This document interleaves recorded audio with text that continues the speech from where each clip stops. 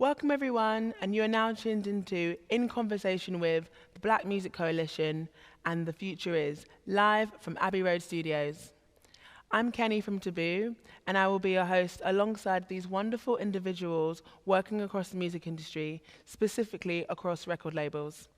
We have Gadir from XL Recording, Hi.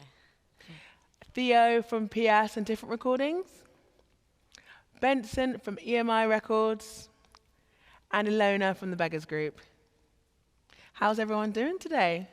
Good. I think it's probably a good time for you guys to also just introduce to everyone about yourselves. Just tell everyone a little bit about yourself. So we can start with Ilona. Hey, I'm Ilona and I work at Beggars. I'm the legal and business affairs manager. Beggars is home to 5 independent labels, XL, Fuff Trade, Matador, Young and 4AD. I've been there for about 4 years now, so it's good. I'm Benson. So I work at EMI Records. I'm a marketing manager. EMI Records obviously sits under Universal Music Group in the UK. Been there for a couple of years. I look after a diverse roster of artists. That's kind of the basis of me. I'm Theo. I work at PIAS as an A&R across the label group, and also a manager, so independently manage artists, producers, writers. I've been at PIAS for 3 years and working across all of their different labels and a bunch of different artists. And I'm Gadir. I'm an A&R at XL. I've been there for just over a year now. And I'm part of the No Signal team. So me and my friends run a radio station and we run parties under Recess. Yeah. So we're here to discuss, almost 18 months after the infamous Industries' The Show Must Be Paused, Blackout Tuesday, during the wake of the Black Lives Matter movement, what changes have we seen or even started to see in the music industry? What do you think, guys? I can go. Yeah, go for it, Benson. Yeah, I think there have been changes that have sort of been implemented, I guess, in my case, in terms of at Universal, we've had a task force set up specifically for the UK, which is important in terms of trying to tackle these issues. There is still a lot of things to kind of cover and go over, but there has been a start. I guess the other guys will have their sort of thoughts as well, but I think there's been a start, but there's obviously still a long way to go in terms of getting to a point where there's equality for everyone. Yeah. I'd say, similar at Beggars, we've got kind of a diversity forum. We're working alongside Amanda Maxwell, who's helping us kind of bring in the changes that we want to see. And I think for me, it's kind of the openness as well. I'm having conversations with people that I wouldn't expect to or I wouldn't have done before. So I think that's a really positive thing. So over the last 2 years, we've seen a lot of changes in the music industry since the Black Lives Matter movement following the death of many, such as George Floyd and Breonna Taylor. Many major labels and music companies have since pledged to do more to benefit black professionals and musicians working in the UK music industry. Forward-facing, do you feel like there has been more than just cosmetic or aesthetics change in the music industry? Who would like to start? Go on, Theo, I can see you thinking. Forward-facing. Yeah, so forward-facing, there's been a lot of cosmetic, shall we say, change. Yeah. But do we actually think that, inside and sort of in actual companies, that there's actually been a lot of change that's happened? Yeah, I feel like there's been more internally at the majors. Okay. I feel like in the wake of the Blackout Tuesday thing, that everyone had to make some sort of effort, and they did. Mm-hmm. I don't feel like a lot of them have necessarily lasted till now. They're still putting those efforts in. I can speak for myself. I've seen positive change in terms of recruitment, and I think the thing that I've noticed the most is a willingness from us ourselves within the industry to listen to each other and to try and do better things. I think that's what I've seen lasted, the togetherness, like us all being here, I guess, as well. Yeah.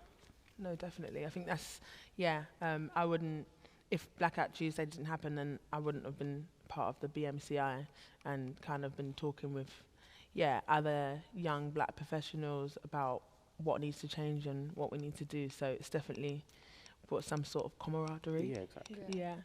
For sure. What about you, Elena? What do you think? Yeah, there's been a lot, as you say, kind of forward-facing in it, and it is about making the long-term change. I feel like we've been making steps to kind of make that change at Beggars. I can't speak. I mean, I don't know what it's like at other companies, but yeah, I think it's just being aware that it's not like a tick boxing exercise. You can't just say, oh yeah, we've done that now, and kind of move on to something else. So. Yeah, and as you guys, you all work for labels. Do you think what has been the kind of like structural change that you've seen at your companies or at others? I started full time. I've been working with them for about 2 years, but I started full time like right before all of this stuff happened. So I feel like over the year that I've been there, I've definitely seen like new recruitments.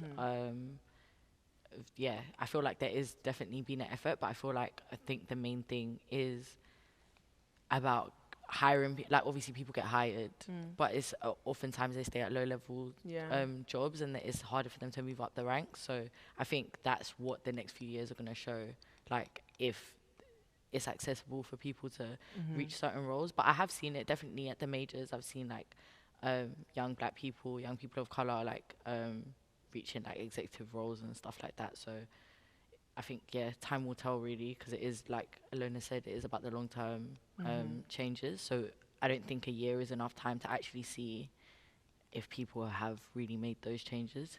And what do you think would be the best way for people to be supported in order to, reach those executive roles, etc.? I don't know. I feel like, not really talking from personal experience, but I feel like oftentimes like young black people find it hard to be like trusted by their higher ups. So like I think that's just the main thing, like trusting young black people to be able to make certain decisions, and just allowing them to flourish in that way, because I feel like maybe other people get that easier just because of like how they're able to maneuver or how they're able to talk to people or whatever. So I feel like it's defo, like I said, time will tell, innit? Yeah, no, for sure. Yeah, I think if you've come from a certain background and you're able to carry yourself or articulate yourself in a way that people find acceptable, then of course you're going to move up. And so, I think the fact that things are getting more diverse and that there are different people working in these places will mean that different folks and different strokes will be able to move together. I think the recruitment point is really important, but it's also once you recruit that diverse talent, it's kind of keeping them there and making them feel that they're included. So it is about being diverse, but also that inclusion. And also I think, if you don't see yourself in these roles, then how do you think automatically, I'm not going to get there, or that's not for me. So it's about seeing yourself as well, I guess. Yeah. And so do you feel like there's been changes to the level of engagement? Because obviously when the whole Blackout Tuesday situation happened, everybody started to make their pledges or post on Instagram, etc., and do a lot of things to kind of show that they were for change. But do you think since like one year, 18 months on, do you think that that's still the same? I'd say it's hard to kind of quantify, isn't it? Because there's obviously at the moment when everything was happening, obviously there was a lot of social media coverage, etc. But kind of as it's been mentioned already, it's like sustaining that kind of beyond that point. And there have been changes that have been made and things that have been done, but it still needs to be something that's effective both within the industry and also kind of externally as well, to kind of make sure that there's that focus remains. And I think that, yes, steps have been done, but there still needs to be that education kind of definitely within labels, surrounding music business as well, to make sure that it continues to be a prominent issue and point for people to continue talking about, because it needs to be. And do you have any, ideas about the ways in which, companies can do that? Yeah, I think I think for example, Universal Task Force is a great way of doing it. It's led by some amazing people that have put it together, and have the right perspective and view.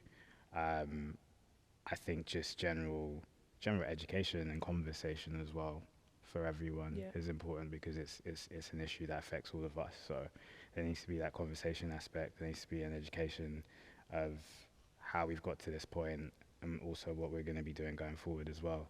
So I think that those two factors are kind of key in that as well. Like, the communication, talking to each other, understanding how each other feel, and then also the education aspect of giving us, the knowledge of where we are, where we have been, and where we need to go as well. That's what I would say.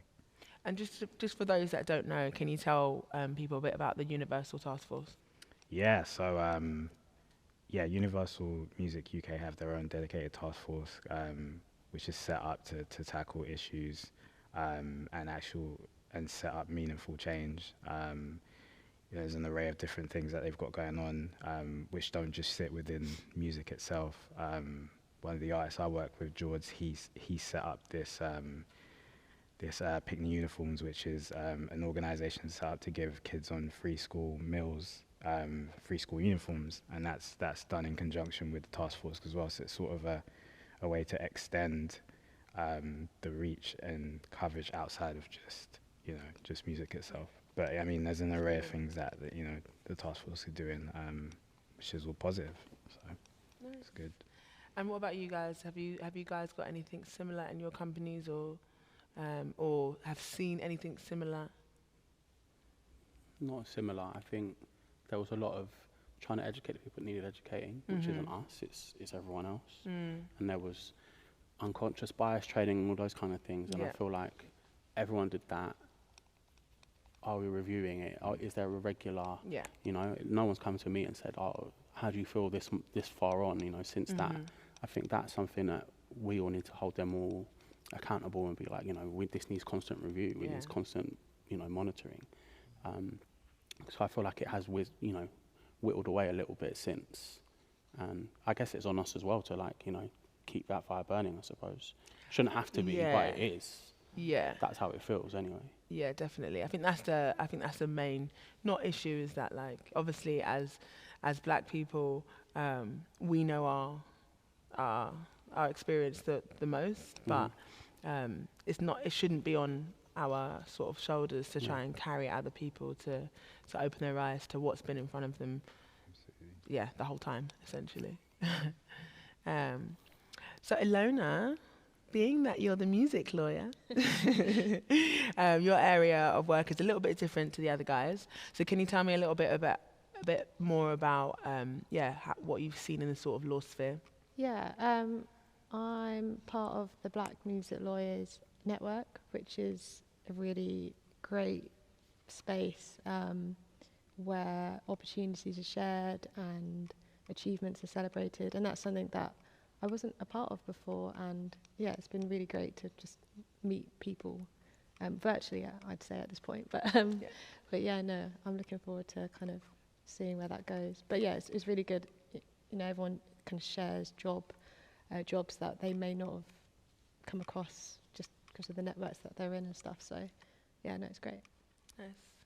Yeah, I think there's been a lot of stuff virtually, which maybe also was a bit difficult for, I can speak for myself quite personally, dealing with Blackout Tuesday and the whole Black Lives Matter movement, having that happen in lockdown, and then coming out of it. How was that? How was it for you guys? Or are you back to the office yet? Yeah. Okay. Yeah. So tell me more. I mean, I started during the pandemic, so literally right before the Blackout Tuesday stuff happened. So I met everyone on Zoom, and that's been it's now we're back and I get to meet everyone and meet people in real life and stuff, which is great. You get to find out more about them personally, but obviously I think the pandemic has been I'm part of No Signal, so the pandemic's been quite great for us. We've been able to grow the brand and the radio station in a way that, I mean, it probably wouldn't have happened if we didn't get into the pandemic, because we only started because we couldn't do parties. So that's been really great. But I think, yeah, that what I've seen during the pandemic outside of just like my workplace is like other young black people starting their brands and like really just like kicking everything off basically, and just like doing their own thing. It's like there's so much black production companies now, and just like different black agencies everywhere. So like you're able to just work with each other in a way that we haven't been able to in the past. Like all No Signal stuff, we're able to just work with other young people that we've known for a while, but now they're actually starting their agencies and starting their own initiatives. So yeah, I think that's been a really sick thing about the pandemic for sure. Yeah. I think the pandemic's just put everything under a microscope for me, you know. And since things have opened up, I think we're now getting to enjoy a bit more of like the fruits of the labour during the pandemic, you know. And I think in terms of from the label side, I think we're just getting back in the office. And one thing that I thought was quite nice to see was there was all the new people that have joined since we've not been in the office, and to see a bit more diversity in people that have been recruited and joined. That was a nice little nugget there, but there's not much else. Okay. Yeah, like Theo was saying, it's put like a microscope on everything, a time for reflection. And yeah, like obviously the dynamic has and will change, because now we're going back into the office, so like that's still to be seen. But yeah, I think it's still things to process and see with that, because now we're going into a new working environment after being in squares for like 12 months or whatever, or however long. So yeah, it's gonna be better, I think, anyway, to be in person. Cool. So I know that you're all at labels now, but what's your experience been like navigating the music industry as black people? So coming up from when you were a little bit younger to now. Good to hear. Go on. Tell me. Yeah, I don't know. Like I'm quite new to the music industry, and I feel like obviously the pandemic has put a lot of things on hold in the sense of like just like even I was saying to Alona earlier, like being in the office and being around everyone has like things have moved a lot faster. Like I've got like me and my colleagues, we've come up with certain ideas that we're like gonna do now, and it's like you're just not able to really do that same thing over Zoom. So I feel like now is when I'm like really getting into what it means to have a music industry career, because I guess like before I was doing parties and working with brands. So like as the pandemic really started, that's when I really got stuck in. So I can't really say that being black has like negatively or positively impacted my journey. Like I think the work that I do outside of my label job, it's what's most meaningful to me, I guess, because it's like working with black people and creating content for black people. So yeah, I hope I just get to continue doing that stuff, and it doesn't like take my journey or anything like that. Yeah. Nice. What was your question at the beginning? How did we find the journey, like early days? Yeah, so like just your experience specifically as a black person, sort of navigating or coming up in the industry. What was that like? I think now I can look at it and realise how I would have done things differently, because I spent a long time, you know, I've been a manager for 10 years. I've been doing A&R on and off for like 7-8 years. But before that, I've been a DJ for 20 years and a promoter before, alongside that. And I'd always see people from that world, whether they were DJs or promoters, whatever, end up becoming A&Rs and getting label jobs, and was just sitting there thinking, oh, that's going to happen for me one day. Keep doing good stuff. Yeah. Someone's going to notice you, give you an opportunity. When it didn't happen. It didn't happen for people of colour and for black people. Yeah. It happened for a lot of more middle class people that had friends, family, industry. And I do have industry connections in the family, but I realise now I should have just gone for it, been a bit more aggressive back then. And I think that would be a nugget to pass on to anyone else. Just don't sit and wait. You've got to go and have the conversations and, you know, be a bit more aggressive with it. But how do you think, because I know for me, like, I got my first job in music because I went to some Sonos workshop and met somebody who met someone, and there we go, then I'm here. But for young kids who don't necessarily have you know, people that work in the music industry or that don't have friends, etc., in those spaces, what advice would you give to them? Because inherently they have to work a little bit harder than their Absolutely. white counterparts. And so what is the best I thing think that we now can we do? do have, this is one positive thing in the wake of the Black Squares, that every major label especially has been pushing to hire interns and offer opportunities, and it's like, grab those opportunities with both hands, put in the extra work, like show people that you really care. I think that's, there's people that want to be in industry for maybe the wrong reasons. If you really care about music, you want to work with artists, you want to be amazing at marketing, or you want to, you've got great ears, show people that you got that and that you can do it, because the other people are too, and they will maybe have it easier. So that's one thing I'm really proud of. What's come out of everything that happened last year is that we've put together this internship for the first time, like an actual structured paid internship, which we're in the process now of choosing our first intern, I guess. So that is quite something I'm quite proud of that we've done as a company. But I'd say to anyone trying to come into the industry, it's all about networking.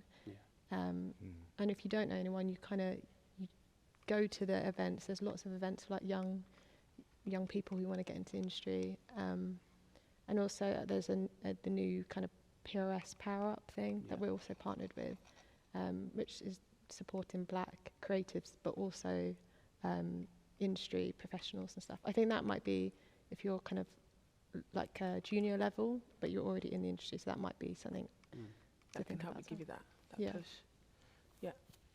And so, as I said before, since the Black Squares and the 2020 Industries Blackout, I've been lucky enough to be a part of the BMCI with some very wonderful individuals, and that's kind of given me a very much like a community of people that are all working for the same sort of agenda of like changing the lives of Black individuals coming up in the music industry after us.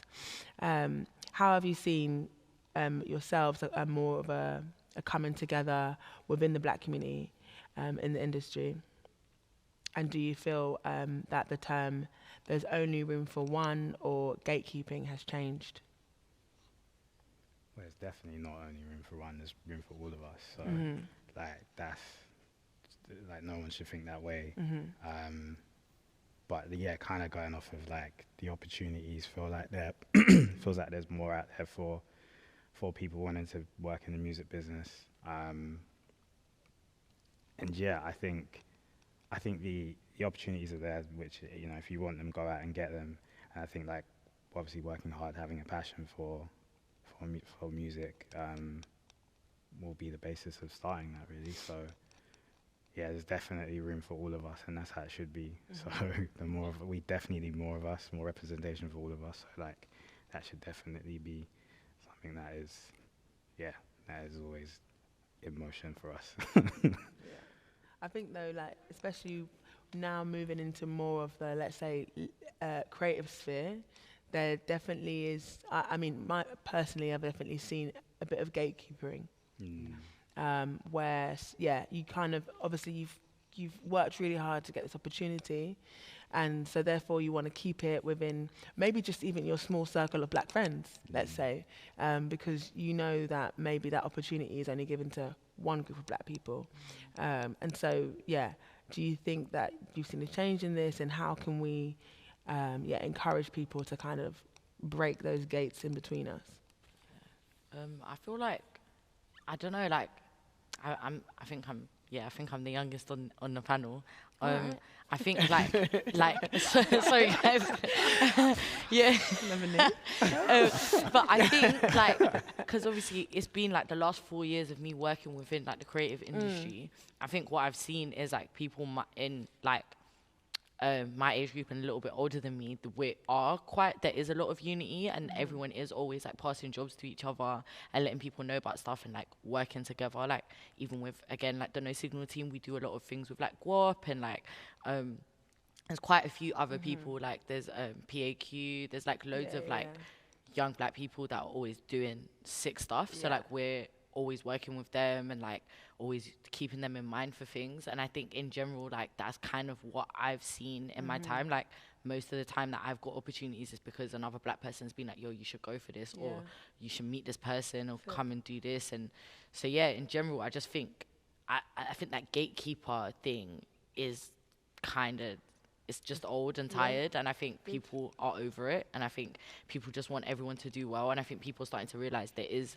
room for more than one. We can all do this at the same time, and yeah, people are just inspired by each other as opposed to feeling like there's this super competition. It's like, if one of us wins, we all win. So I think that is the energy right now, for sure. Yeah, definitely. Absolutely. Yeah, definitely. I think that's definitely the energy that needs to sort of remain, because it's nice when you see like everyone doing amazing things, and it's just like, it's great. And I think we should just keep cheering each other on and platforming each other. So yeah, what would you say are the biggest or some of the hurdles that you've faced as a black person in the music industry, if any? Because I know that you've had a good time.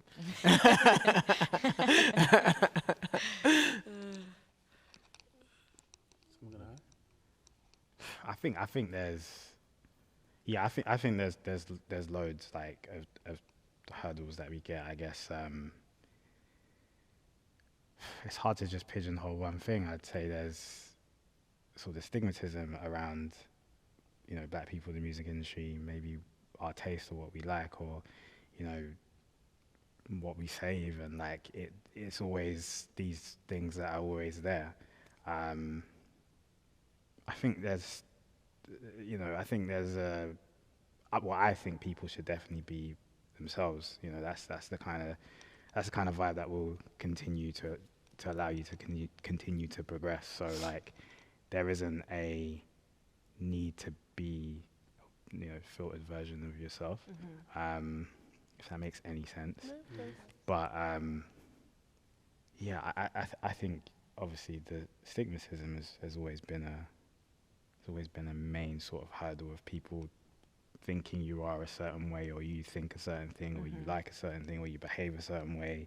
Like, that's not necessarily true, just, you know, until you know the person and know what they like and what, you know, how they think and etc. So there's all things to get past, you know, and that's the point of, I guess, communication and conversation and understanding and educating as well.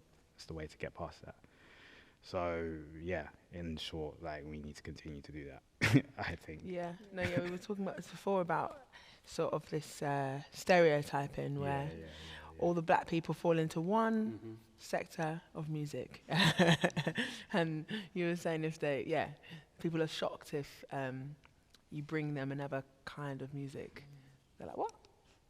So, yeah, I think that's something that, people need to understand and know, is that our musical palette can transcend. Yeah. I would say though, I feel like the younger generations are going to have that less and less, because I think as time goes on, it's all broadened out, you know. Like, I remember working with a punk band at one point, and there was an event somewhere, and going there, and everyone I knew that was also part of the event were like from grime or from rap, and they were like, what are you doing with this rock band? And I was like, what does it matter? It's music. Like, you're here doing your thing, they're doing it. Literally. You know, it shouldn't be an issue. And I feel like now more kids are into a bigger spread, and I think that's just going to have a trickle down. And, you know, kids watching, it's like, you know, if you're into indie and punk and, you know, you're black, go for it. Like, don't let the prerequisite of, you should only be doing black music because you're black be something that affects you, because I don't want to swear. Because what even is black music if it's not done by a black person? Yeah. That is the definition of black music, I guess.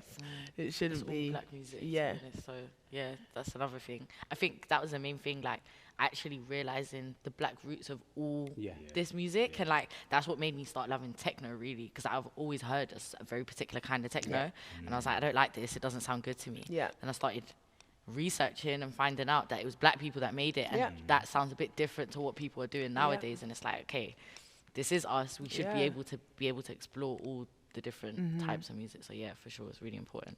Yeah, definitely. I think a lot of people don't realize that house came from black people, queer black people in America, and house. The term house was because they were banished away to warehouses, and Even the in the music was UK, coming from there. Like drum and bass and all of that stuff. It's all black people that made all Exactly. of that as well. So it's like, it's a shame that sometimes black people feel excluded from like things that we created. So yeah, go for it. Go Yeah. for it. Cool. How do we ensure that we can create opportunities for the wider black community as well as serve those who have already had a level of success or already have a foot on the ladder? Mainly to think about, you know, the future legacy. I think something that I'm always like really conscious of is that I didn't know that A&R was a role when I was younger, like through college and stuff. Like I was gonna go uni and study law and just do some other stuff that I just felt like was the normal thing to do. And then when I started working with brands and stuff, I realized that A&R was actually a real thing. Like before that, it was like, okay, Diddy, that's an A&R. That's it. It wasn't something that was like attainable or reachable. And as soon as it was explained to me and I was introduced to different people, I was like, okay, this is something that I can actually do. So I think the main thing is telling young people there's all these jobs over here that no one really tells you about when you're in school. And like, unless you know people in the industry or people that have been through it, you're not gonna know. Even working with brands, like I was lucky to know someone that started an agency and they hired me straight out of college. So it was like, that exposed me to so much people and so much different stuff that I would have never known otherwise. Just growing up in Northwest London, going to a normal school, everyone just goes to uni, they do the things that they're supposed to do. So it's like actually explaining to people that they can do this stuff and like showing them examples. I think that's what's really key, like showing them examples of people that are from the UK, from London, that have been able to do it. So yeah, that's the main thing, just letting them know it's there. I do want to say, just to jump in there, but it's funny that you said that you or like almost went to uni to do law or whatever. Like, I always knew I wanted to be a lawyer, but once I went to law school and stuff, I definitely was like, corporate is not for me, that's not who I am. But I didn't even know music law was a thing. So it's like, even when you do those jobs that you're supposed to do or whatever, even within that, you don't know that you don't just have to be a property lawyer or, you know, tax lawyer or something like that. There is, this whole entertainment world and music, and you can find something that suits you. And it's funny that you said it, because even for me, I had the same thing. Yeah, that's crazy. So when you're in uni, sorry to but when you're in uni, like doing law, they don't tell you like all the different types of law. No, I mean, I remember like actually since working in music, I went back and looked at like my old books, and there was like a paragraph about PRS for music and PPL, and that was it. And I mean, I took intellectual property as a module, and within that we learnt about designs, design rights and stuff like that. And obviously copyright, but no. And after a few interviews, I got it. So here I am. I remember that actually. Yeah. I remember that. And what about you guys? How did you get your jobs in music? I know that you said that I can't remember. Yeah, tell me again. I mean, I started as a DJ, and then I actually knew that you could get the newer records quicker if you joined a street team.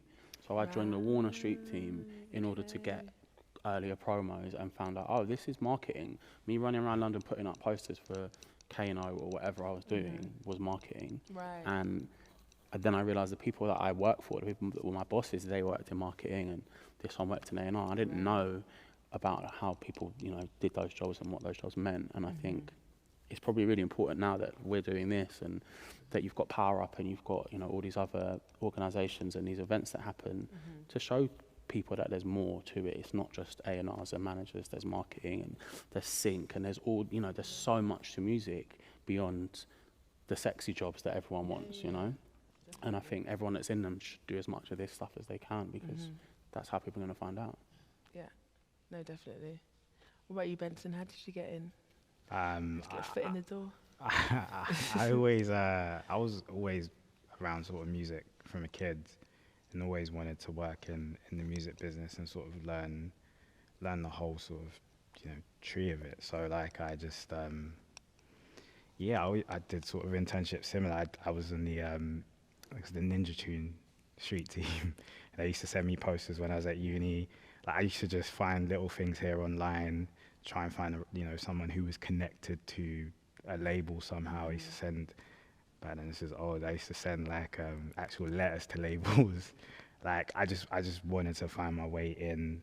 I knew marketing, for example, was one area where I'd be able to see all of the industry. So like that would invariably help me as I continue to progress. So yeah, I managed to get an internship at Sony Music at first, and then progressed. I went to Believe, which is an independent label, and then now here at EMI at Universal. So it's just been a sort of journey of progression since that point, of just, you know, trying to find little things to hustle and do and build up my CV. So I got to a point where I had some, you know, different experiences alongside just being passionate about music as well, and just being out and, you know, consuming music as you normally would. Try to sort of add that to that as well, and I got to a point where I felt I had quite a considerable amount of stuff, and then eventually got into an internship and progressed. Nice. Yeah, I think, I had a similar, a bit to Ilona really, where I studied economics. And so when I was trying to get a job in music, I was writing letters. I was in the whole shebang, like, I'll work for free. Like, just let me in. And everybody was like, why do you want to work in music if you studied economics? And I was like, because I like music. And then I went to a festival, just, doing my thing. And I met Caribou's booking agent. And he was like, we need economists. What are you talking about? Music industry needs economists. And he kind of set me up for my first interview, which I bombed. And I thought it was over. And then, started working at a radio station. Yeah, I did it all, basically. And then, through that, you finally get your foot in the door, which is good. And so what do you guys think about the work that the BMC and the BMCI is doing? Come on, to our horn. Very important. Very important. Even down to the jobs board, right? Like, I work at PIAS. There was a lot of focus on recruiting more people of colour, more people, you know, and it was a really big thing that we lost out on an artist because we didn't have a diverse marketing team, and EMI did, and you know, it was like, we need to change that. I wonder which artist that was. But you know, we had to change that, and I was getting, you know, internally they sent us the job adverts, and I was like, where are you putting this? I was like, because if you're just going to put it in Music Week and on LinkedIn, you're only going to reach those people, and it's like, there's social fits. And then I remembered that you guys, you know, I'd been getting the BMC jobs board emails on a whatever day of the week, and I was like, send it to them, you know, put it in front of the people that need them. And I think, there's got to be more of that. I think even changing the language, you know, like the language that you use in the jobs boards is really important to make it more accessible for people, so that they can see themselves in that role, and it's not too scary. I think that's spot on. I think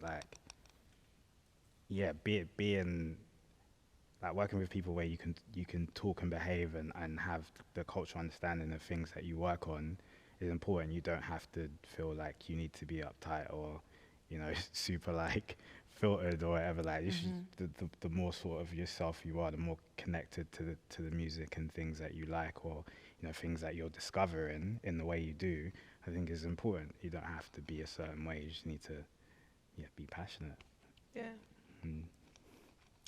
Lovely. And then have you, apart from the BMC and BMCI, are you guys aware of like any other organisations that are doing great things, or any other initiatives that you think people should just take on or be involved in? The power up stuff that PRS do. If you're a manager or you want to be a manager, like the MMF stuff seems great. I haven't got fully into it. I feel like there's quite a few things, and if you're young and you're on socials and looking for it, you're going to find it now more so than any of us had, you know, years ago. So, yeah, definitely. And can you tell me a little bit more about the positive changes you've experienced in the last 18 months, or where you feel, there's still change to be made? There's more willingness to listen. I think that's been one of the biggest things, that people's ears are open, and, you know, maybe they need to keep them open and maybe a little bit wider, but they're open all the same, and that's something I'm grateful for. And I think it's also on us to talk as well and make sure that we, you know, put our hand up and make some noise when it's needed, where we maybe wouldn't have 2 years ago. And then have you guys also worked on any other exciting projects that you think maybe you wouldn't have done or wouldn't have been able to do to the extent had Blackout Tuesday not happened? I think No Signal started the NS Academy this summer. We did our first one. What is the NS? So the NS Academy was basically like, it was a 10-week program, I think 8-week or 10-week program, where we got just different young people aged between 18 and 25 that are trying to learn about different things in the industry, and each week was like a different sector, and they had a different brief each week to do different things for them to just figure it out and see if they want to go into whatever field. And through the PRS fund and all that kind of stuff, different grants that we got for it, we were able to like pay them for their time being there, which was great because obviously it's once a week, and you know, people need to make money, especially in a pandemic. So it's like they were able to not really affect their pockets by taking the time out to do it, which is great. And I think that's really key, paying people to do stuff. And yeah, I don't know. I don't think people offer things for free anymore. I haven't really seen it much, which is great. I don't know if that's happened in the last year or things were gearing towards that anyway, but yeah, don't do things for free. Yeah, I think that's the thing that I've seen the most is that,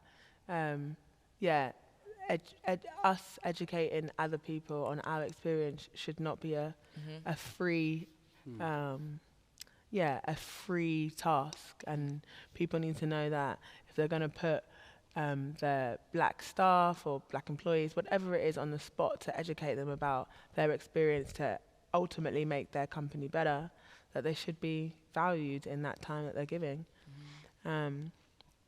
So yeah, anything else, guys, on that in terms of the positive change you've seen or haven't seen? Here in Abbey Road talking about experience. I know, I can't believe it. I can't believe I'm going to go play piano in a minute and like record a record in the studio.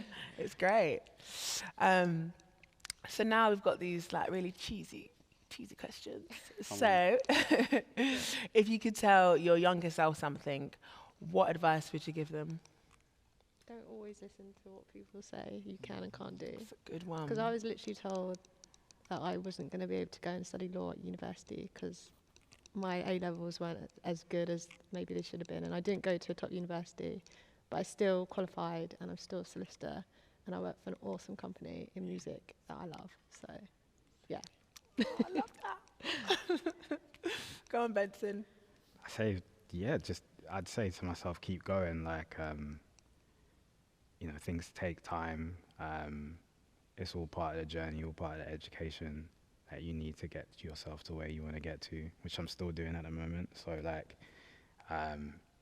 definitely, I'd say that to myself and any young person getting into the industry. Just, you know, keep going, keep the passion, keep the fire in you alive.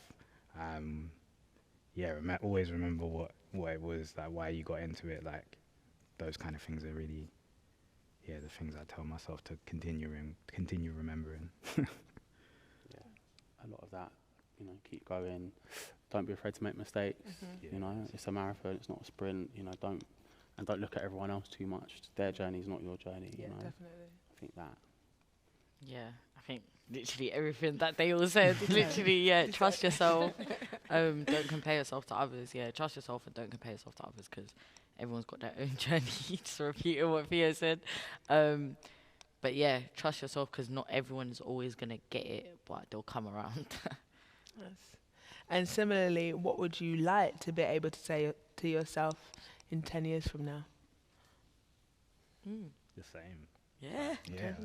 The same stuff. Keep going, like keep the fire alive.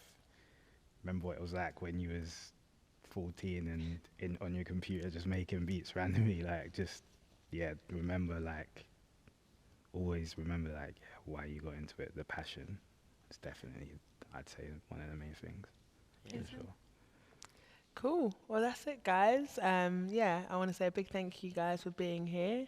A big thank you to Abbey Road Studios for giving us this space and all the lovely camera guys, Karma Productions, staying. And, of course, TikTok. Thank you, TikTok. So that's it for us. Hopefully we'll be in Abbey Road Studio again, chatting to you some more. Maybe not. I don't know. I'm just rambling now. But yeah, thank you very much. Thank you so Thank much. you. Bye. Thank you.